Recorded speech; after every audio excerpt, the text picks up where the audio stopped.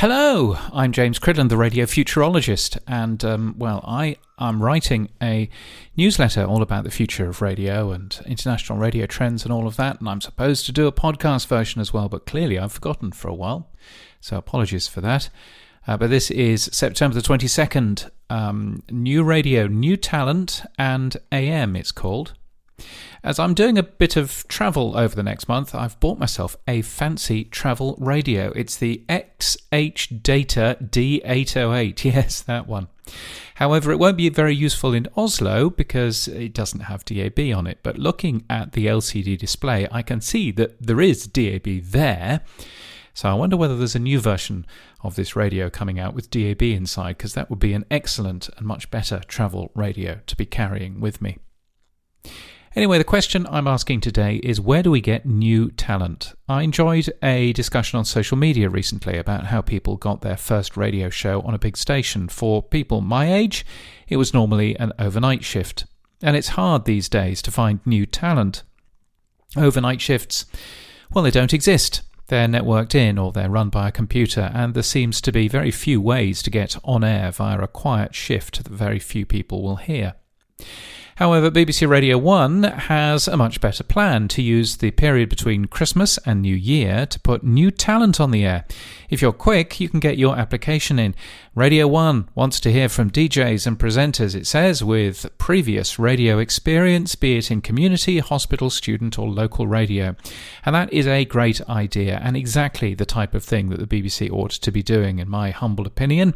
A great way to find new talent and also, coincidentally, a way to fill your schedules during a holiday period. Such a great plan, and in its first 4 years it's already seen 13 participants doing additional shows on the station, one for youth public radio stations everywhere perhaps. In the US, the House of Representatives is reviewing the AM Radio for Every Vehicle Act. It's a piece of legislation aimed at ensuring that AM radio is not removed from car radio receivers because emergencies. Well, John Katzimatidis, who is a true self-made billionaire, philanthropist and former NYC mayoral candidate, he describes himself on his own radio station's program schedule, where he's on 6 days a week. Anyway, he's been buying full-page ads in the New York Post, raising awareness of the issue. He's the owner of 77 WABC, which is an AM radio station in New York, so he's got considerable skin in the game. Now, I've written much about AM's decline, but it should be noted that in Europe, a piece of legislation aimed at ensuring that DAB was put into all cars because emergencies was passed, and that's a good reason for the success of DAB on the continent. Also going on this week, the internet can offer really tightly targeted content, so step forward Caravan Radio, the UK's first radio station dedicated to the caravan and motorhome community. And Global Radio, which has offices overlooking London's Leicester Square, is prosecuting Westminster Council for how noisy Leicester Square is. I can't imagine what an awful place it is to work, Leicester Square, to be clear, especially for those working on breakfast radio. I mean, what fun it must be getting into that building at 4 a.m. in the morning, stepping over who knows what.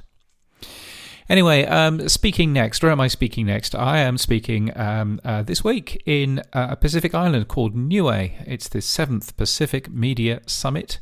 I've done my packing. So that's all fun. Followed by the Dubai Podfest on September the 30th. Looking forward to that. And then I'm in Ottawa in Canada.